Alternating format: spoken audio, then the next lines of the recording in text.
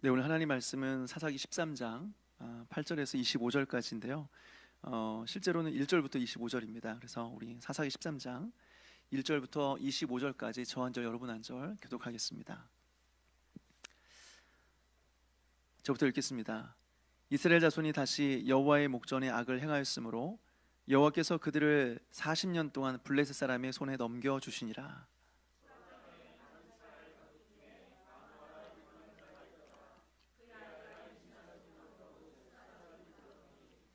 여호와의 사자가 그 여인에게 나타나서 그에게 이르시되 보라, 내가 내게 본래 임신하지 못함으로 출산하지 못하였으나 이제 임신하여 아들을 낳으리니,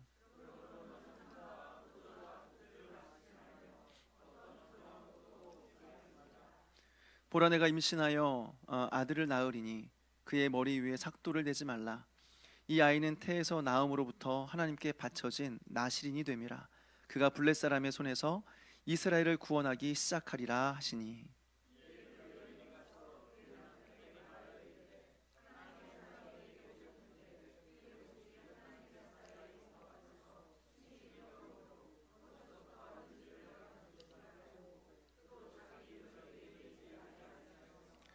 그가 내게 이르기를 보라, 내가 임신하여 아들을 낳으리니 이제 포도주와 독주를 마시지 말며 어떤 부정한 것도 먹지 말라.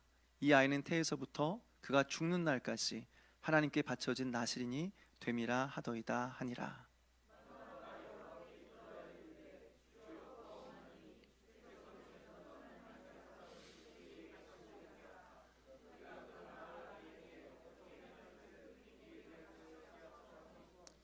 하나님이 마노아의 목소리를 들으시니라. 여인이 밭에 앉았을 때에 하나님의 사자가 다시 그에게 임하였으나 그의 남편 마노아는 함께 있지 아니한지라.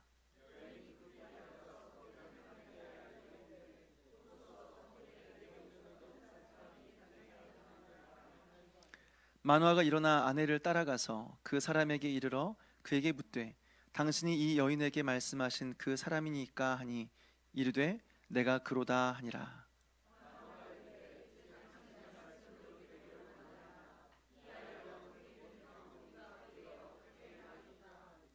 여호와의 사자가 마노아에게 이르되 내가 여인에게 말한 것들을 그가 다 삼가서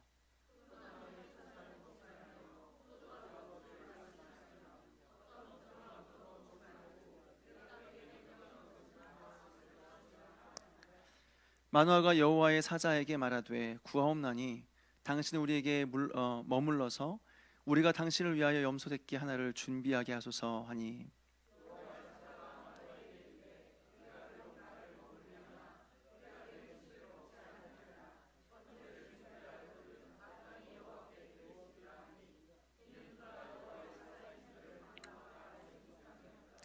마노아가 또 여호와의 사자에게 말하되 당신의 이름이 무엇이니까 당신의 말씀이 이루어질 때에 우리가 당신을 존귀히 여기리이다 하니,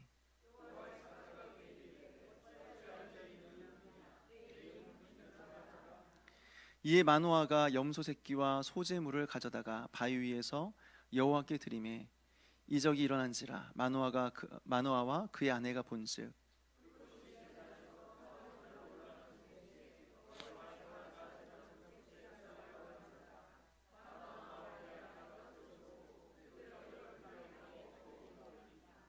여호와의 사자가 마노아와 그의 아내에게 다시 나타나지 아니하니, 마노아가 그제야 그가 여호와의 사자인 줄 알고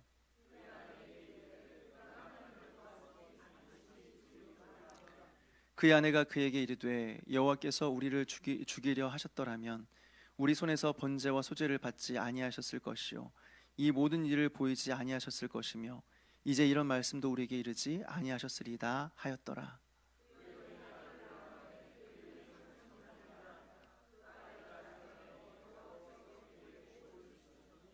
소라와 에스타올 사이 마하네단에서 여호와의 영이 그를 움직이기 시작하셨더라. 아멘. 네, 제가 말씀 안 드렸는데 같이 읽어주시니까 감사합니다. 같이 한번 기도하겠습니다. 하나님 아버지, 오늘 또 하나님께서 예배 가운데 불러주셔서 감사드립니다. 이 시간 말씀을 드릴 시간입니다. 깨닫는 은혜로 허락하여 주시고 마음에 새기고 그 말씀 붙들고 살아가게 하여 주시옵소서. 예수님의 이름으로 기도하옵나이다. 아멘. 지난주 살펴본 대로 이 삼손이라는 인물은 참 인간적인 그런 인물입니다. 사사 중에서도 가장 최악입니다. 사실 그 인생을 보게 되면 사사라고 말하기도 참 부끄럽습니다. 어울리지가 않습니다. 태생부터가 특별한 하나님의 은혜이고, 그리고 남이 갖지 못한 탁월한 능력을 가졌음에도 불구하고 그것을 가지고 평생 한 것이라고는 여자 따라다닌 것밖에 없습니다. 그런데 놀랍게도 삼손은 오늘 오실 그 예수 그리스도의 모형이 된다라고 하는 거죠. 이해가 안 될 수 있지만 삼손 이야기를 보게 되면 예수님과 닮은 꼴이 참 많습니다. 먼저 여호와의 사자가 삼손의 어머니에게 나타납니다. 그리고 임신 소식을 전해주는 거죠. 마리아와 너무 똑같지 않습니까? 천사 가브리엘이 와서 마리아에게 임신 소식을 전해주는 거죠. 그것도 하나같이 남편들에게 소식을 전해주는 것이 아니라 아내들에게 임신 소식을 전해주는 겁니다. 또 삼손은 여성 편력이 참 심했습니다. 늘 그의 이야기에는 여자들의 이야기가 빠지지 않습니다. 결국 마지막에 머리카락이 잘린 것도 한 여자의 무릎에 누워서 잠을 자다가 잘린 거 아니겠습니까? 예수님은 어떻습니까? 죄인 편력이 있었습니다. 언제나 예수님 주변에는 죄인들이 있었습니다. 그래서 예수님 별명이 무엇이었냐? 세리와 죄인의 친구로다. 언제나 그들 주변에서 그들의 죄를 용서해 주시고 고쳐주시고 그들과 함께 식사를 하셨다라고 하는 거죠. 또 삼손은 그의 타고난 능력 때문에요, 사람들이 삼손을 함부로 하지 못했지만 언제나 삼손 주변에는 삼손을 죽이려고 하는 사람들이 있었다라고 하는 겁니다. 심지어는 같은 민족들에게까지 미움받았다라고 하는 거죠. 예수님도 마찬가지입니다. 예수님의 권위와 예수님을 따르는 그 많은 무리들 때문에 종교 지도자들은 예수님을 어떻게 할 수 없었지만 언제나 예수님 주변에는 예수님을 죽이려는 사람들이 있었습니다. 결국 예수님을 따랐던 제자들도 예수님을 배신하고 예수님을 환영했던 사람들도 예수님을 십자가에 못 박게 되는 것이죠. 마지막 죽음은 어떻습니까? 삼손은 한 신전에서 블레셋 사람들이 다 모여서 잔치를 벌이고 있었을 때에 신전을 떠받들고 있던 두 기둥을 무너뜨림으로써 자신도 죽고 동시에 블레셋 사람들도 하루아침에 다 죽이는 겁니다. 그러면서 그 결과 이스라엘의 구원을 가져다 주게 된 거죠. 예수님도 마찬가지입니다. 자신의 희생과 죽음을 통해서 예수 그리스도를 믿는 모든 자들에게 진정한 구원을 베풀어 주었다라고 하는 거예요. 사랑하는 여러분, 이것을 통해서 우리가 무엇을 깨닫게 되는 것입니까? 우리가 오늘 이 본문을 보면서 우리가 주목해야 될 것은 삼손이라고 하는 이 인물이 아닌 것입니다. 오히려 삼손을 통해서 하나님께서 우리에게 주시고자 하는 그 메시지에 우린 주목할 필요가 있다라고 하는 것입니다. 그것은 뭘까요? 바로 오실 예수 그리스도에 대한 기대입니다. 비록 삼손은 예수님과 상당히 유사한 모습으로 살아왔지만 그의 인격적인 인간적인 그런 모습 때문에 실패했습니다. 그러나 예수님은 어떻습니까? 오셔서 우리에게 진정한 구원을 가져다 주신 것이죠. 그 예수님을 우리는 바라보게 된다라고 하는 것입니다. 무엇보다 우리는 이 삼손의 이야기를 통해서 하나님의 놀라운 사랑을 깨닫게 됩니다. 우린 사사기와 같은 어두운 시대, 아무도 하나님을 찾지 않은 시대에 삼손과 같은 사람을 하나님은 보내주셔서 삼손과 같은 사람을 통해서라도 당신의 백성들을 구원하시는 하나님의 사랑을 하나님 보여주시고 있다라고 하는 거죠. 이것은 인간의 연약함이 아니라 연약한 인간을 사용하셔서 구원을 베풀어 주시는 하나님의 놀라운 사랑을 보여주시는 것입니다. 여러분, 이 말씀을 통해서 삼손의 일생을 통해서 보여주시는 하나님의 사랑과 자비로우심을 깨닫게 되는 그런 은혜가 저와 여러분에게 있게 되기를 주님의 이름으로 축원합니다. 먼저는 불임의 가정에 자녀를 주시는 하나님의 사랑입니다. 요즘에는 딩크족이라고 해서요, 임신과 출산하지 않는 그런 부부들이 많이 있습니다. 임신과 출산을 생각하고 있어도 결혼 이후에 바로 아이를 갖지 않고 이제 나중으로 미루는 경우가 대부분이죠. 또 아이 대신 반려견을 키우는 가정들도 저는 많이 보았습니다. 따라서 요즘 기준으로 보게 된다면 아이가 없는 부모의 심정을 헤아리기가 쉽진 않죠. 그러나 성경의 입장에서 보았을 때 결혼과 출산은 나누어지지가 않습니다. 결혼과 출산을 따로 생각하지 않습니다. 결혼과 출산은 하나의 세트입니다. 결혼했으면 임신과 출산하는 것은 당연한 것입니다. 그리고 임신과 출산을 생각하지 않을 거면 결혼 안 해도 되는 겁니다. 할 필요가 없는 것입니다. 이것이 성경적인 입장입니다. 이런 면에서 볼 때 우리 교회는 참 대단하다는 생각이 들어요. 오늘날 결혼이 늦어지고 보통 40이 넘어서나 이제 결혼하고 아이도 잘 낳지 않는데, 저희 교회를 보게 되면 대부분 결혼하자마자 아이를 낳고 30대 이제 다 아이를 한두 명 키우고 있는 모습을 보면 참 대단하다, 정말 하나님의 은혜다, 이런 생각이 듭니다. 여러분, 이것이 성경적인 입장이에요. 성경적 입장. 결혼했으면 아이를 갖고 출산해서 아이를 키우는 거예요. 그 정도가 아니라 성경에서 보게 되면요, 임신과 출산은 하나님이 주신 복이라고 생각했습니다. 그러니까 임신을 못하면 하나님께 복을 받지 못했다라고 하는 그런 인식이 있었던 거죠. 그래서 사무엘상을 보게 되면 어떻습니까? 자식이 없어서 괴로워하던 한나가 그렇게 하나님 앞에서 술 취한 여자처럼 자식을 달라고 기도하는 그런 모습도 우리는 보게 되는 것이죠. 근데 오늘 본문은 어떻습니까? 삼손의 어머니에게 임신의 소식을 알려주는 것입니다. 오랜 기간 동안 임신하지 못하고 출산하지 못한 이 여인에게 임신의 기쁜 소식을 전해준다라고 하는 거죠. 오늘 성경을 보게 되면 삼손의 어머니, 이 마노아의 아내가 하나님 앞에 간절히 구한 것이 아니었습니다. 기도하지 않았습니다. 어쩌면 예전에는 간절히 기도했지만 시간이 지나면서 포기했을 수 있습니다. 그러나 이스라엘의 문화에서 생각해 보게 되면 이것은 절대 괜찮지 않습니다. 괜찮은 상황이 아닙니다. 삼손의 어머니는 이것 때문에 하루하루 괴로운 인생을 계속해서 살고 있었는지도 모르겠어요. 그런데 어떻습니까? 하나님은 그녀의 괴로움을 아시는 거죠. 그래서 임신의 기쁜 소식을 전해주는 것입니다. 사랑하는 여러분, 이렇게 우리 하나님은 우리의 궁핍과 필요를 돌아보신 하나님이십니다. 먼저 우리가 기도하지 않아도 하나님은 우리의 필요를 아시는 거예요. 그리고 때를 따라 돕는 은혜의 손길을 우리에게 베풀어 준다라고 하는 거죠. 그때 우리는 어떻습니까? 우리를 돌보시는 하나님의 깊은 사랑을 깨닫게 되는 것입니다. 따라서 여러분, 우리는 기억해야 됩니다.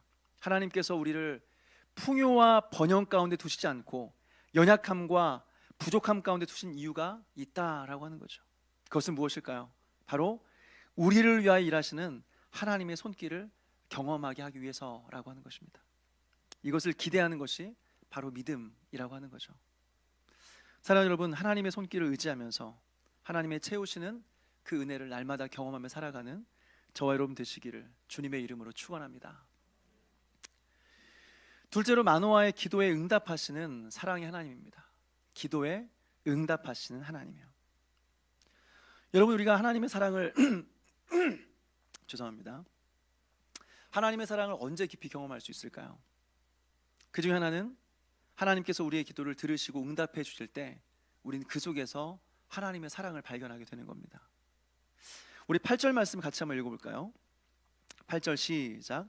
마노아가 여호와께 기도하여 이르되 주여 구하옵나니 주께서 보내셨던 하나님의 사람을 우리에게 다시 오게 하사 우리가 그 낳을 아이에게 어떻게 행할지를 우리에게 가르쳐 주소서 하니. 마노아는 아내의 그 임신 소식을 들었지만 그의 남편 마노아는 듣지를 못했습니다. 그래서 직접 임신의 소식을 확인하고 싶었습니다. 무엇보다 하나님께 주신 특별한 아이를 어떻게 키워야 될지 묻고 싶었습니다. 여러분, 사사기 전체를 통틀어서 여러분 이렇게 아름다운 기도를 본 적이 있으십니까? 사사기 자체가 하나님을 찾지 않는 시대입니다. 사사기 자체가 기도하지 않는 세대입니다. 그런데 마노아는 하나님 앞에 기도하면서 자신의 아내에게 나타난 하나님의 사람을 다시 보내달라고 기도하는 것이죠. 그리고 앞으로 우리가 어떻게 해야 되는지 가르쳐달라고 기도하고 있는 것입니다. 그러니까 9절에 말하는데요, 우리 9절 말씀 같이 읽겠습니다. 시작. 하나님이 마노아의 목소리를 들으시니라. 여인이 밭에 앉았을 때에 하나님의 사자가 다시 그에게 임하였으나 그의 남편 마노아는 함께 있지 아니한지라. 뭐라고 하죠? 하나님이 마노아의 목소리를 들으시니라. 마노아의 목소리를 들으시니라 라고 했습니다. 사랑하는 여러분, 하나님 우리가 기도할 때요, 우리의 기도를 들으시는 분이십니다. 무엇보다 하나님 우리가 기도하면 언제나 그 이상으로 채워주시는 분이십니다. 앞서 한나는 자식이 없어서 성전에서 술 취한 사람처럼 그렇게 하나님 앞에 간절히 기도했습니다. 자식이 없어서 아들을 달라고 기도했습니다. 그러니까 어떻게 되었습니까? 간구했던 아들만 주셨습니까? 아니죠. 아들을 주었을 뿐만 아니라 그 아들 사무엘이 이스라엘의 마지막 사사가 되어서 막혔던 하늘문을 열게 하시고, 그리고 하나님의 가장 사랑하는, 하나님의 마음에 가장 합한 다윗을 왕으로 세운 일에 쓰임받게 하셨다라고 하는 것입니다. 한나가 기대했던 그 이상의 것을 하나님은 주신 것이죠. 또 모세의 어머니 요게벳은 어떻습니까? 그는 강가에 아이를 떠내려 보냅니다. 이때 요게벳이 바랬던 것은 무엇이었겠습니까? 단지 이 아이가 죽지 않고 살기만을 바랬을 겁니다. 그런데 어떻게 되었습니까? 단순히 살았을 뿐만 아니라 애굽의 공주의 이 가족이 되어서 왕궁에 살고 나중에는 민족의 위대한 지도자로 성장하게 되었다라고 하는 거죠. 또 룻은 어떻습니까? 그는 단순히 굶지 않기를 바랬습니다. 그래서 이삭을 주우러 갔습니다. 그런데 어떻게 되었습니까? 보아스를 남편으로 맞이하게 되었고, 나중에는 다윗의 할머니가 되고 예수님의 조상이 되는 것이죠. 이렇게 하나님은 우리의 기도에 응답해 주실 뿐만 아니라 언제나 우리가 바라는 것 그 이상으로 주신 하나님이시다라고 하는 거죠. 사랑하는 여러분, 사랑의 하나님 앞에 우리의 필요를 간구하되, 특별히 오늘 마노아처럼 이 아이를 어떻게 기르며 우리가 그에게 어떻게 행하리까, 다시 말해서 하나님의 뜻을 구하는 저와 여러분 되시기를 바랍니다. 하나님, 내가 어떻게 살았으면 좋겠습니까? 하나님, 내가 어떻게 살기를 바라십니까? 내가 어떻게 살면 하나님께 영광이 되겠습니까? 이렇게 기도하고 하나님께 간구하는 저와 여러분 되시기를 주님의 이름으로 축원합니다. 셋째로, 죽이시지 않고 살리시는 사랑의 하나님이십니다. 살리시는 하나님이요. 우리 22절 말씀을 같이 읽겠습니다. 시작. 그의 아내에게 이르되 우리가 하나님을 보았으니 반드시 죽으리로다 하니. 마노아는 하나님을 보았으므로 말미암아 반드시 죽을 것이라고 생각하고 두려워했습니다. 그러니까 이제 그의 아내가 말을 해요. 우리 23절 말씀 읽겠습니다. 시작. 그의 아내가 그에게 이르되 여호와께서 우리를 죽이려 하셨더라면 우리 손에서 번제와 소제를 받지 아니하셨을 것이요 이 모든 일을 보이지 아니하셨을 것이며 이제 이런 말씀도 우리에게 이르지 아니하셨으리이다 하였더라. 아멘. 무슨 말일까요? 마노아가 두려워하자 마노아 아내가 말합니다. 하나님께서 우리를 죽이시려고 하셨다면 왜 하나님께서 우리의 재물을 받으셨겠습니까? 그리고 하나님께서 우리를 죽이시려고 작정하셨다면 왜 우리에게 자녀를 주시겠다고 약속하셨겠습니까? 말하는 거죠. 그리고 실제로 이 마노아의 아내의 말처럼 되었습니다. 이렇게 마노아는 하나님, 곧 하나님의 사자를 대면하여 보았으나 죽지 않았습니다. 하나님께서 그를 살려주신 거죠. 여러분, 하나님은 우리를 만나 주실 때 우리를 죽이시려고 만나 주시는 것이 아닙니다. 우리를 살리시려고 만나 주시는 겁니다. 여러분, 때로는 우리가 성경을 읽다가 하나님의 말씀이 나에게 짐으로 다가오고, 때로는 설교를 듣다가 그 말씀이 우리에게 무거운 부담으로 다가올 때가 있지 않습니까? 누가 이 말씀대로 살아갈 수 있나? 이 말씀은 참 믿음이 좋은 사람, 시간이 많은 사람들에게는 해당되는 말씀이지 오늘 하루 벌어먹기도 살기 어려운 내가 어떻게 이 말씀에 순종할 수 있나? 이런 생각이 들 때가 있지 않습니까? 다시 말해서 말씀이 우리에게 기쁨으로 다가오는 것이 아니라 하나님의 하나의 위협으로 다가올 때가 있는 거죠. 특별히 적당히 예수님 믿으려고 하는 사람들에게는 우리에게 위로하고 축복하는 말씀이 아니면 모든 말씀들이 상당히 불편한 것들입니다. 그러나 여러분, 우리가 하나님께 가까이 가면 갈수록, 순종하면 순종할수록 하나님은 우리를 죽이시는 것이 아니라 우리를 살리시는 것입니다. 그렇게 살면 죽을 것 같은데 사실은 결론적으로 살게 되는 겁니다. 이것이 신앙의 원리예요. 살고자 하면 죽는 것이고 죽고자 하면 사는 것입니다. 이것이 하나님 정하신 원리라고 하는 거죠. 사랑하는 여러분, 하나님은 선하신 분이십니다. 그래서 우리에게 결코 악을 행하실 수 없는 분이십니다. 하나님께 가까이 나아가는 자들, 순종한 자들을 절대로 망하게 내버려 두지 않습니다. 살려주시는 것이죠. 그러니 여러분, 날마다 하나님 앞에 가까이 나아가는, 그리고 순종하며 살아가는 저와 여러분 되시기를 주님의 이름으로 축원합니다. 이렇게 하나님 우리에게 놀라운 사랑과 자비를 베풀어 주시는 분이신데요, 여기서 우리가 기억해야 될 것이 있습니다. 한번 따라해 볼까요? 은혜는 공짜이지만 은혜에는 목적이 있습니다. 다시 한번 따라서 하겠습니다. 은혜는 공짜이지만 은혜에는 목적이 있습니다. 하나님께서는 우리에게 감당할 수 없는 그 은혜를 우리에게 베풀어 주십니다. 그런데 거기서 끝나면 안 돼요. 하나님께서는 그렇게 하시는 목적이 우리에게 있다라고 하는 거예요. 이유가 있는 것입니다. 그래서 사람들은 하나님의 사랑을 깨닫기 전까지는 인생의 의미와 목적을 잘 발견하지 못합니다. 그런데 하나님을 만나면, 하나님의 사랑을 깊이 깨닫게 되면 그때야 비로소 인생의 의미와 목표를 발견하게 되는 거죠. 오늘 본문은 두 가지를 가르쳐주고 있는데요, 그것은 바로 순종의 삶과 구별된 삶입니다. 다시 말해서 아멘과 거룩의 삶이다 라고 하는 것이죠. 첫째로 순종의 삶입니다. 우리 12절 말씀 같이 읽겠습니다. 시작. 마노아가 이르되 이제 당신의 말씀대로 되기를 원하나이다. 이 아이를 어떻게 기르며 우리가 그에게 어떻게 행하리이까. 마노아는 아내의 임신 소식을 듣고요, 그 소식을 전해준 하나님의 사람을 다시 만나고 싶은 간절함이 생겼습니다. 그리고 그를 통해서 이 아이를 어떻게 키워야 될지를 듣고 싶었다라고 하는 거죠. 그런데 그 기도가 응답되자 마노아가 뭐라고 고백합니까? 이제 당신의 말씀대로 되기를 원하나이다. 이제 이 모든 것들이 당신의 말씀대로 되기를 원합니다 라는 고백이에요. 이게 뭐예요? 이게 아멘이에요. 하나님의 말씀대로 되기를 원합니다 라고 하는 것이 아멘이라고 하는 거죠. 사랑하는 여러분, 이것이 바로 하나님 앞에 쓰임받았던 사람들, 하나님의 사람들의 반응이에요. 뭐예요? 아멘이에요. 아멘. 주의 말씀대로 이루어지기를 원합니다 라는 고백이죠. 예수님이야말로 진정한 아멘의 삶을 살았습니다. 겟세마네 동산에서 기도할 때 예수님은 할 수만 있으시다면 이 잔을 내게서 옮기시옵소서 아버지께 기도했습니다. 그런데 이후에 뭐라고 고백합니까? 그러나 나의 원대로 하지 마옵시고 아버지의 원대로 하기를 원합니다 라고 고백하는 거죠. 여러분, 이것이 아멘의 삶이에요. 그래서 예수님의 별명은 아멘입니다. 요한계시록 3장을 보게 되면 라오디게아 교회를 향하여서 예수님을 소개하고 있는데, 예수님에 대한 소개가 뭐냐면 아멘이시오, 충성되고 참된 증인이시오, 하나님의 창조의 근본이신 이가 이르시되 라고 소개하고 있습니다. 예수님을 가리켜서 아멘이시오, 충성되고 참된 증인이다 이렇게 고백하고 있어요. 이렇게 예수님의 별명은 아멘입니다.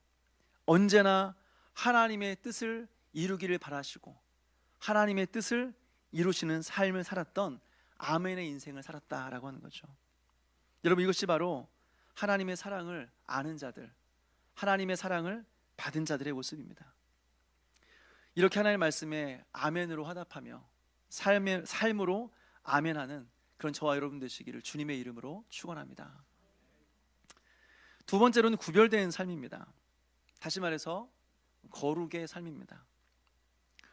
여러분, 거룩이라고 하는 단어의 의미는요, 구별이라는 뜻인데요, 정확히 말하자면 단순히 그냥 구별이 아니라 둘의 차이가 너무 나는 겁니다. 둘의 차이가 너무 커서 엄청난 격차가 일어난다는 겁니다. 이것이 거룩의 의미입니다. 예를 들어서 우리 중에 그 잘생긴 사람이 있다고 생각을 해보십시오. 우리 중에 가장 잘생긴 사람이 있다고 할지라도 요즘에 그 차은우가 되게 잘생겼다고 하더라고요. 차은우가 옆에 서는 순간 우리 중에 가장 잘생긴 사람은 이제 이렇게 오징어가 되는 겁니다. 엄청난 격차가 느껴지는 거죠. 이런 면에서 여러분, 하나님은 거룩이십니다. 하나님은 그냥 거룩하신 분이 아니라 하나님 자체가 거룩입니다. 그분은 하나님이시기 때문에 피조물과 엄청난 격차가 발생되는 겁니다. 그래서 모든 피조물들은 하나님 앞에 섰을 때 존재적으로 그 앞에서 비천함을 느끼는 겁니다. 그리고 도덕적으로 그 하나님 앞에서 비참함을 느끼게 되는 겁니다. 이렇게 너무 격차가 심해서 심각한 차이를 만들어내는 것이 거룩이다라고 하는 거죠. 그렇다면 우리가 이 세상에서 구별된 삶, 거룩의 삶을 산다라고 하는 것은 어떤 의미가 있을까요? 바로 이 세상 사람들과 똑같은 생각하며 살아가지 않는다는 거예요. 세상 사람들과 똑같은 방식으로 살아가지 않는다는 거예요. 세상의 유행을 따라 살아가지 않는다는 말이에요. 그래서 세상 사람들과 함께 나란히 섰을 때 혼자만 돋보이는 거예요. 혼자만 동떨어져 보이는 거예요. 너무 달라 보이는 것, 이것이 바로 거룩이다라고 하는 거죠. 그리고 이것이 구별된 삶이라고 하는 거예요. 오늘 하나님은 삼손이 태어날 때부터 나실인으로 구별합니다. 그래서 태어나자마자 거룩한 삶을 살게 만드십니다. 여기서 나실인이라고 하는 것은 민수기 6장에 나오는 율법과 관련된 건데요, 하나님께 특별한 목적을 가지고 이 사람을 구별하는 거예요. 다시 말해서 하나님께 바쳐진 삶을 살아가게 되는 것이 나실인이에요. 이 나실인의 특징은 세 가지가 있는데요, 세 가지를 주의해야 되는데, 첫 번째는 머리에 삭도를 댈 수가 없습니다. 머리카락을 자를 수 없습니다. 둘째로 포도주와 독주를 마실 수 없습니다. 세 번째로 시체를 가까이 할 수가 없습니다. 이 세 가지가 일반 사람들과 명확하게 차이가 나는, 명확하게 구분이 되는 이런 사람들이 바로 나실인이라고 하는 거죠. 여러분, 오늘날 이 나실인을 적용한다면 오늘날 목회자일 수 있습니다. 그냥 사실 엄밀히 따져보면요, 이 나실인은 오늘날 교회를 말하는 것입니다. 모든 믿는 자들을 말하는 거예요. 우리가 세상에 있어서 우리가 바로 구별된 자이죠. 우리가 하나님 앞에 드려진 사람들입니다. 그렇다면 나실인에게 해당되는 세 가지를 오늘 우리 모두가 어떻게 삶에서 적용할 수 있을까요? 첫째로, 머리에 삭도를 대지 않는다, 이 말은요, 약화되지 않는 전적인 헌신의 힘을 의미하는 것입니다. 여러분, 샘소나이트 가방 아십니까? 샘소나이트 가방 있습니다. 이 가방, 이 샘소나이트 이름이요, 삼손에서 왔습니다. 삼손. 그만큼 가방이 튼튼하다, 던져도 이렇게 고장나지 않는다, 이런 의미에서 삼손에서 나왔습니다. 이렇게 삼손은 힘을 상징해요. 그런데 이 삼손의 힘을 언제 잃어버리게 됩니까? 머리카락을 잘림으로써, 그럼으로써 힘을 잃어버리게 되는 거죠. 그러니까 머리카락을 자르지 말라라고 하는 것은 어떤 의미냐, 약화되지 않은 힘을 가지고 살아가라라고 하는 의미예요. 다시 말해서 나이가 들어가도 전혀 약화되지 않는 하나님을 향한 사랑을 가지고 살아가라는 거죠. 아무리 바빠도 하나님 앞에 섬기는 시간이 줄어들지 않는 헌신을 하며 살아가라는 거죠. 아무리 피곤해도 하나님을 향한 약화되지 않은 예배와 기도와 부르짖음을 가지고 살라라고 하는 거죠. 이것이 바로 삭도를 머리에 대지 않는다라고 하는 의미인 거예요. 그리고 이것이 바로 하나님의 사랑을 경험한 구별된 자의 삶이라고 하는 거죠. 둘째로, 포도주와 독주를 마시지 않는다고 하는 것입니다. 여기서는 단순히 술을 마시는 게 죄냐 아니냐 이런 말을 하고 싶지 않습니다. 다만 여기서 우리가 기억해야 될 것은, 확실한 것은, 이 술이라고 하는 것은 향락의 상징이다라고 하는 거예요. 물론 향락과 이 땅에서 쾌락을 누리는 자체가 죄라고 말할 수는 없습니다. 우린 때로는 맛있는 음식을 먹고 좋은 곳에 여행 가서 아름다운 것을 보고 좋은 집에 살고 좋은 자동차 살 수 있습니다. 본인이 열심히 일해 번 돈을 가지고 누린다는데 이걸 가지고 누가 뭐라고 할 수 있겠습니까? 예전에 한번 들은 이야기인데, 어떤 사람은요, 침대 하나에 7천만 원이래요.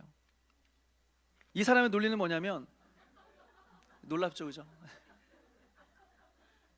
이 사람의 논리는 뭐냐면, 하루에 1시간도 안 타는 자동차를 1억, 2억 주고 사는데 하루에 7시간 이상 누워서 잠자는, 그 나의 컨디션과 나의 어떤 그 모든 생활에 있어 지장을 주는 이 침대를 왜 싼 돈을 주고 사느냐, 가장 비싼 거 주고 살아야 된다 해서 그 매장에서 가장 비싼 7천만 원짜리 침대를 사서 누워서 이렇게 하는 것을 본 적이 있습니다.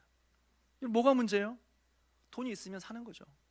넉넉하다는데, 여유가 있다는데 뭐 죄입니까? 누울 수 있는 거죠. 사용할 수 있는 거죠. 근데 문제는 무엇입니까? 그것을 추구하면 안 된다는 거예요. 추구하면, 그것이 인생의 목표가 되면 안 된다는 거예요. 그러면 불행해진다는 거예요. 여행 가기 위해서 일하고 집 사기 위해서 돈 벌고 자동차 타기 위해서 재테크하면 불행하다는 거예요. 그것이 우리의 인생의 목표가 될 수 없다는 거예요. 쾌락이 우리의 인생의 목표가 아니라는 거예요. 그렇게 살아가는 사람들은 결코 거룩한 삶을 살아가지 못한다라고 하는 거죠. 마지막 세 번째로 시체를 가까이 하지 않는다라고 하는 것입니다. 여러분, 이것은 무엇을 의미하는 것일까요? 나시린은 대부분 성막에서 제사를 섬기는, 제사를 드리는 그런 레위인들이 대부분이었습니다. 근데 이 성막은 거룩한 곳이긴 하지만 깨끗한 곳이 아니었습니다. 왜냐하면 실제로 하루에도 수십 마리, 수백 마리의 짐승을 잡는 곳이 이 성막이에요. 그러다 보니까 피가 여기저기 튀고 바닥은 피로 흥건하게 고여있는 곳이 바로 성막입니다. 여기서 자신의 몸을 더럽히지 않기 위해서 조심하며 일하는 것이 바로 레위인들, 나실인들의 모습이에요. 이처럼 우리는 이 세상을 살아가면서 이 세상의 더러움에 물들지 않기 위해서 조심해야 하는 거예요. 이것이 거룩이에요. 그런데 많은 사람들은요, 이 세상의 정신을 쫓아 살아갑니다. 이 세상의 정신에 물들어 살아갑니다. 뭐가 하나님의 말씀이고 뭐가 세상의 정신인지 구분이 되지 않은 채 혼동 속에서 혼란 속에 살아갑니다.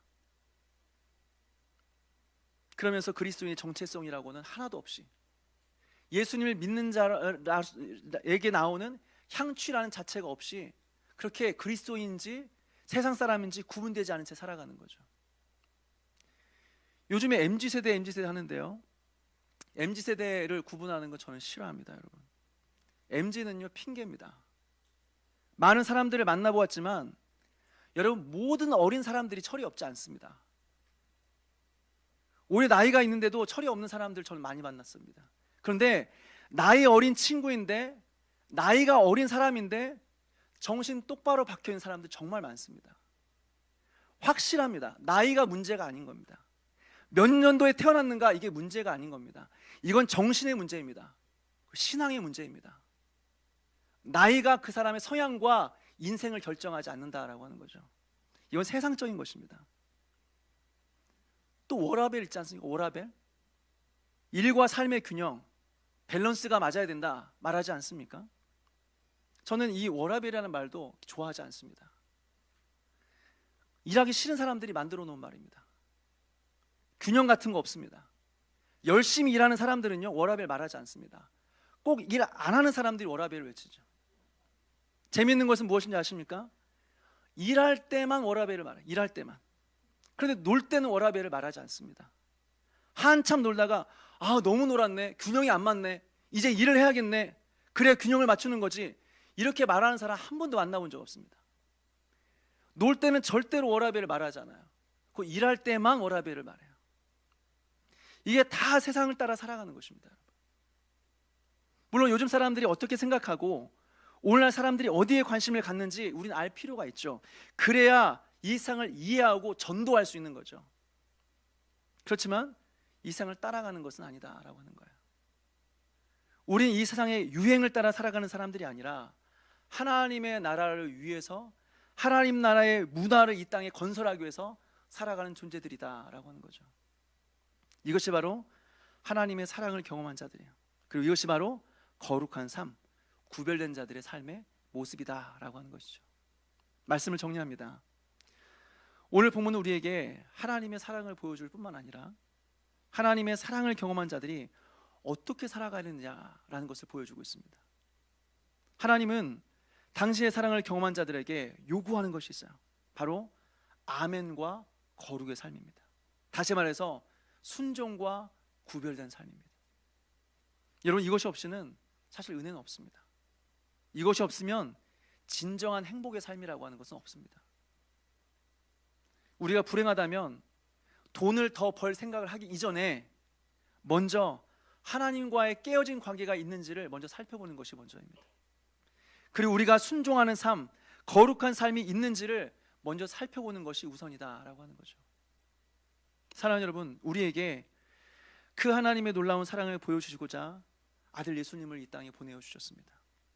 그리고 예수님은 그 십자가 위에 달려 죽으심으로 말미암아 하나님의 표현할 수 없는, 필설로 다할 수 없는 사랑을 우리에게 베풀어 주셨습니다. 우리가 그 하나님의 사랑을 아는 자로서, 그 사랑을 받은 자로서 일평생 하나님 앞에 순종과 거룩의 삶, 아멘과 구별된 삶을 살아가는 그런 저와 여러분 되시기를 주님의 이름으로 축원합니다.